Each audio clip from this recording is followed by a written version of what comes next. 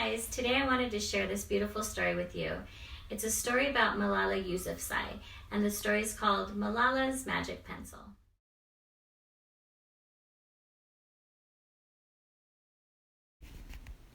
Do you believe in magic? When I was younger, I used to watch a TV show about a boy who had a magic pencil.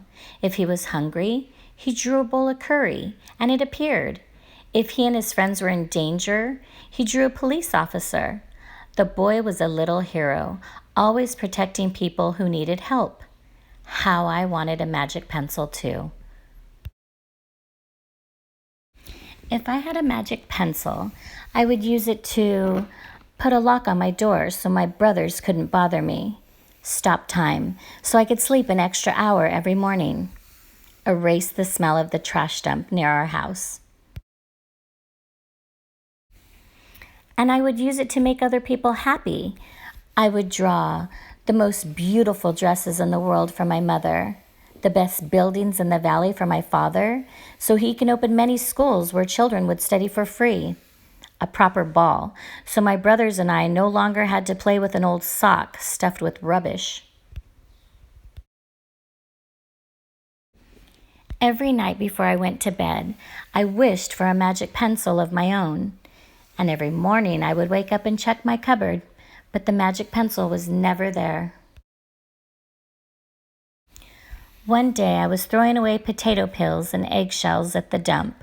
I was wrinkling my nose, swatting away flies, and making sure I didn't step on anything dirty in my nice shoes, when I saw a girl about my age sorting trash into piles. Nearby boys were fishing for metal scraps, using magnets on strings. When my father returned home from work, I told him what I'd seen. It made him sad. "Abba," I said. "Yes, Yanni?" He said back. I always liked when he called me dear one. "Why haven't I seen that girl in my class?"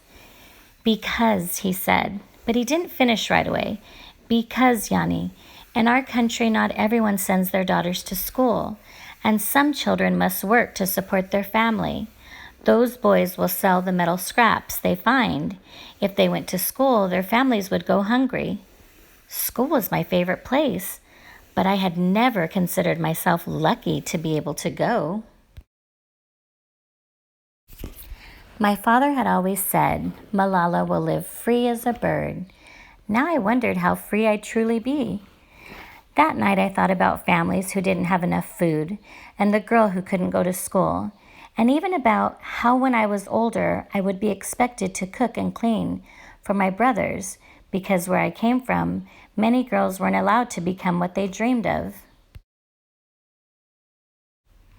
I knew then that if I had the magical pencil, I would use it to draw a better world, a peaceful world. First, I would erase war, poverty, and hunger. Then I would draw girls and boys together as equals. Over the next few years, instead of wishing for a magic pencil every night, I worked hard in school every day. I wanted to be one of the top students in my class.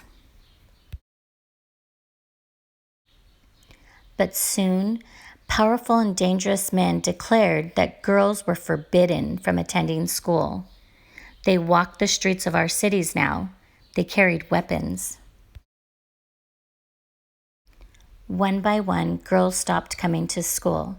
"Abba, where are all the students?" "They don't feel safe here anymore, Yanni." How could a few men stop all the girls in our valley from going to school? If more people knew what was happening to us, I thought they might help. Wishing wasn't enough. Somebody needed to speak out. Why not me? I wrote about what it felt like to be scared to walk to school, and how some of my friends had moved away because of the threat they faced in our city. I wrote about how much I loved school and how proud I was of my uniform. Once I started writing, I didn't stop. I wrote speeches and traveled around my country, sharing my story. I even talked to a reporter from a famous international newspaper. People actually wanted to learn about my life. I spoke for all the girls in my valley who couldn't speak for themselves. My voice became so powerful that the dangerous men tried to silence me, but they failed. And now my voice is louder than ever, louder because people have joined me, and together we make a chorus, standing up for what we believe. We raise our voices for those in need, help people in danger, even if they are an ocean away. Think of the world as a family. Do you still believe in magic? I do. I wrote alone in my room, but people all over the world were reading my story. Millions now know it and help me spread my message of hope. I had at last found the magic I was looking for in my words and in my work. I am Malala.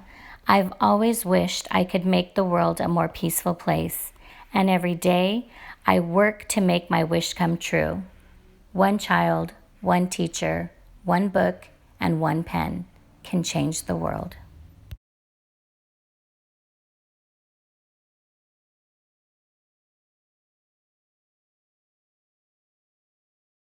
That was such a beautiful story, guys. I hope you guys enjoyed it. It's one we have in the library at Taylor's, so you guys are able to check it out.